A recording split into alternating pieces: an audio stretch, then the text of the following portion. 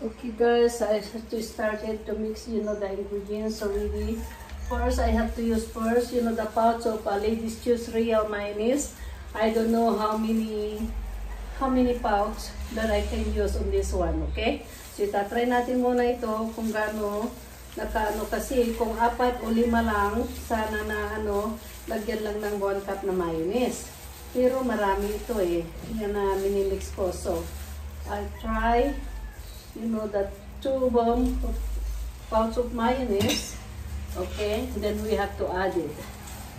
This now is easy in here in Philippines because they already, they have pouch for the mayonnaise, guys. Okay, mimix muna natin ito sa mayonnaise. Then we have to add it with some other ingredients. Okay, so we'll see. Mimix muna natin and then lagay ko muna ito sa refrigerator. Palamigin kung masyado and then ilalagay natin, spread natin sa loaf bread. Okay, I think not enough for 2 pouch. So I need maybe 4 pouch.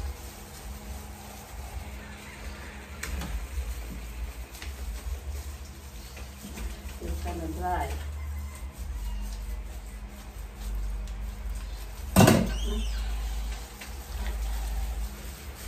See that? Wow. That's too much.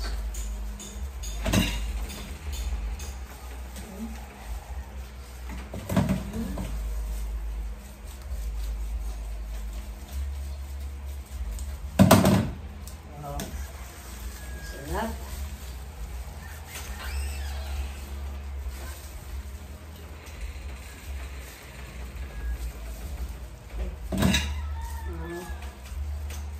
Mix it.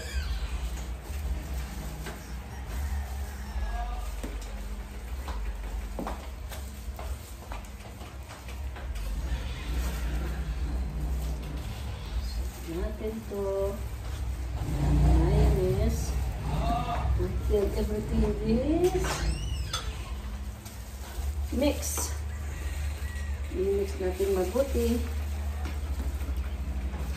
para masisolve na masarap.